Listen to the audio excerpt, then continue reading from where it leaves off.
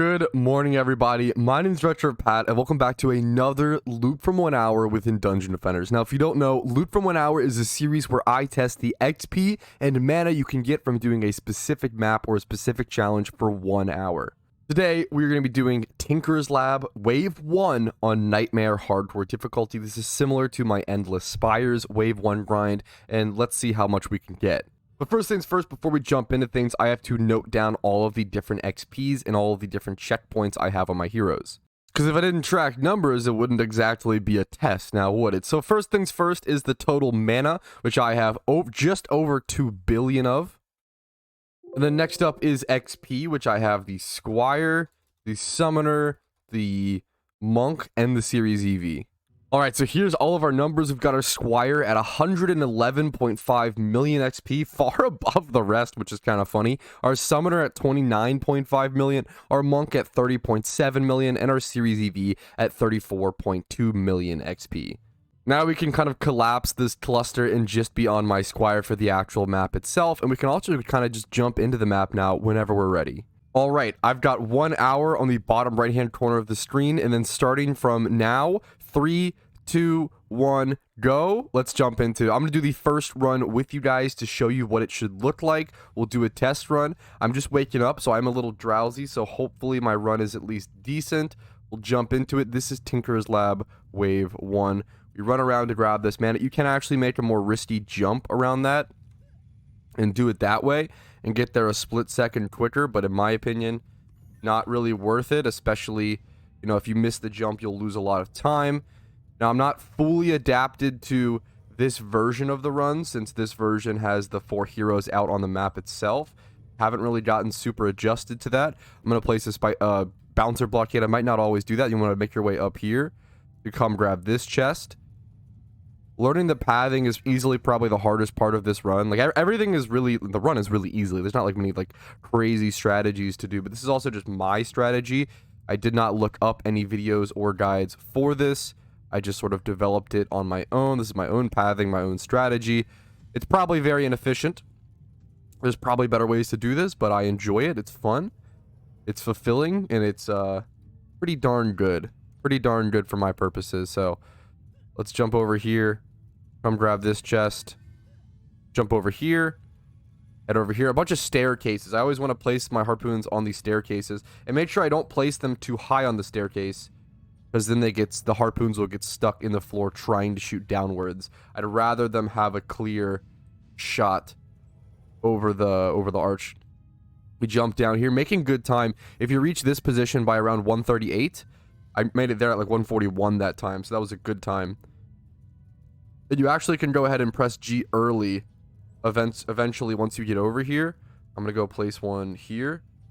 I'm gonna press G early. I have to control G. I'm not quite used to that, but that's okay. You want to come grab this chest and then put that here. Now you want to make sure the biggest things in this run, okay? The biggest things, you want to, I'm gonna place another backup one here, because you want to avoid hero damage and you want to avoid your core taking damage. Those are the two things. I want to like not get, well, there it is. So I lose a little bit of XP already this round because of that, and that's unfortunate, but it can't always be avoided. Sometimes that's just what happens. It might be worth for me to pull this harpoon either backwards. There's minions coming from there. I honestly didn't expect that. Okay, only 5 minions left. Sometimes things will get stuck as well, and that's what I'm really hoping doesn't happen. There's a shaman stuck up here. It seems like he's going to make his way. There's a spider stuck over there. Is going to make its way over to a thing that you kind of can't control. You kind of just got to place your towers in a way that would answer these guys. But yeah, like, that's super unfortunate. This spider just stupidly stuck. Not much I can do about that besides come over, place a tower, and then get back in position. I'm gonna blood rage to get back in position as quickly as possible. And then, so that's like the XP route. So that's gonna show me how much XP I got. Probably a lower one since my core did take damage. And then from there, you run around. Honestly, still over 2 million XP that wave. From there, you have to do the same pathing. Run around and pick up every chest.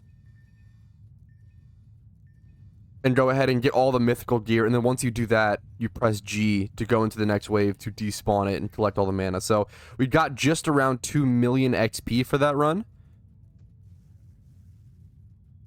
You can do these runs faster. Like the fastest that I've timed, I haven't timed that many runs, but the fastest that I timed was 4 minutes and 26 seconds, and that was like from load in into the map into load in into the second run. So that was like a full run plus a little more.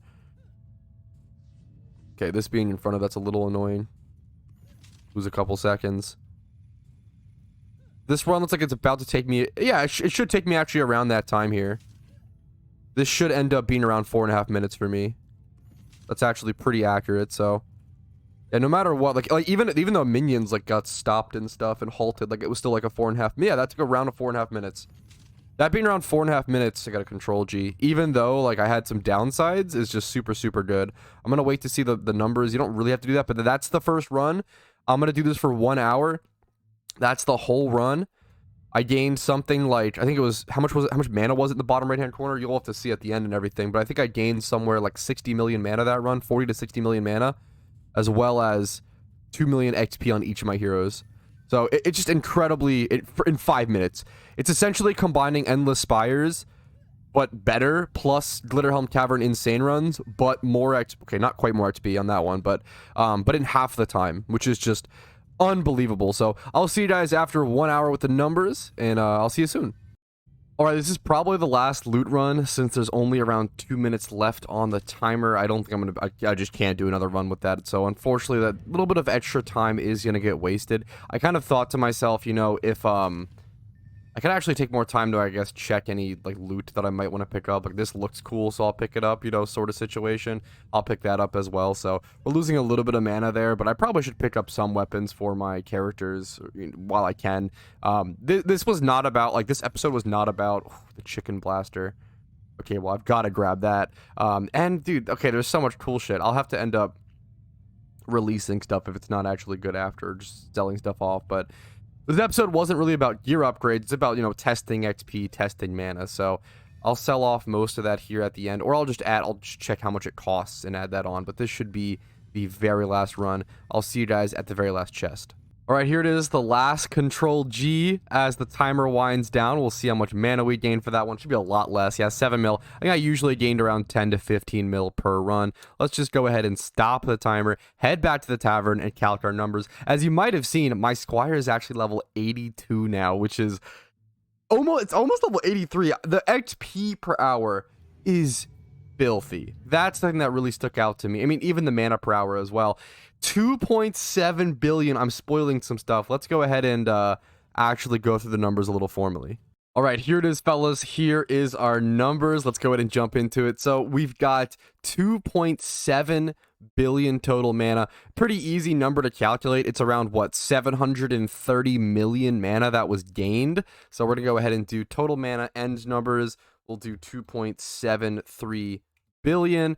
That's going to be a pretty easy plus. We'll just call that plus 270 mil. Not a crazy, or sorry, I can't do math. Plus 700 million. Gotcha. So 700 million mana per hour. That is, wow. I mean, officially, that's the best mana that I've seen per hour. Obviously, you know, people who are watching, endgame players, you get way more. Okay, I get it. But that's the best for me that I've seen, which is super cool. So that's awesome. And in terms of Squire XP, we're now at 143.8 million, which is a gain of, oh my goodness, math. With our handy dandy calculator, we can take 1.43.8 million. I'm just gonna, you know, average it out like that, minus 111.5 million, giving us a total XP per hour of 32 million. I don't remember what the Glitterhelm Cavern XP per hour was, but I don't think it was that at all. I'm gonna double check. I'm gonna cross-reference really quick. Okay, I checked the numbers. For reference, okay, for reference, the XP gained during the Glitterhelm Cavern runs was around 13 to 16 million XP per hero. I gained double that here at around 32 million XP gained, as well as the mana per hour of the Endless Spires run, which is a totally different thing. That I got 400 mana per hour. So I'm getting 700 mana per hour on this strategy. Double the XP, double the mana almost. Like, this is, Tinker's Lab is so much better than anything I've done so far, and it combines them all. But we're not done there. Let's go ahead and collapse everybody and go through each character individually. I did get 2 levels on my Squire throughout this process and just put all of the stats into defense base damage just in case you were curious. Let's jump on over to our Monk first, who started this at level 75. Let's see how much XP was gained here. Now he's at 55.9 million mana. So the Monk gained significantly less. 55.9. So you're looking at around, what, 25 million or so gained on the Monk? That's good to know. So we're going to do 55.9 million. 55.9 million XP. And that's a difference of plus... It's pretty easy. We can just do plus 25 million. Let's go ahead and do our level ups really quick here as well. I probably want to dump everything into probably Aura Radius. That's what people have been telling me over and over again. So I'm going to go ahead and dump everything into Aura Radius like so. I can always respec for pretty cheap afterwards, which I'm not worried about. And that puts my Monk up to level 77, which is awesome. And while I'm at it, let's get the XP boost for the level. All right, next up, we'll jump over to let's do my Series EV next. We'll do the Summoner last. The Summoner is probably the character I care about the most here. Very similar XP on the Series EV, hilariously, ending with 59.5 million. Can't type very well. 59.5 million XP. That's a difference of, once again, a difference of around 25.3 million XP. So very similar to the Monk. And let's go ahead and do our level up. We're going to go ahead and dump everything into... Ooh, now this is the tough... I think people tell me to do Beam Health. We're going to jump into that. Sure, why not? Let's go ahead and give the Series EV a better weapon as well. I'm not even sure which one I want to go ahead and give to it. This one has the most tower stats. Probably that one. I do want to save something good here for my Huntress. I can equip 2 weapons, can't I? That's always the thing with the Series EV. So, but it's always strange. Like, how do I have to unequip? This actually has pretty good stats. I'm going to keep that for now. I feel like that's actually probably ideal. So, all right, next up, we do have our Summoner. Let's hop on over to him, sitting at 54.6 million XP, which is once again a difference of around 25 million XP. So all of my off heroes, all the alternates gained around 25 million XP, and then my Summoner, my Squire was able to gain around 32 million XP. Let's go ahead and go through our level up, dump everything into minion HP. Looking super nice, Summoner. Good job, dude. Let's swap over to I want to swap over to my Huntress really quick just to equip whatever new weapon is here. My Huntress is really behind on gear, I feel like.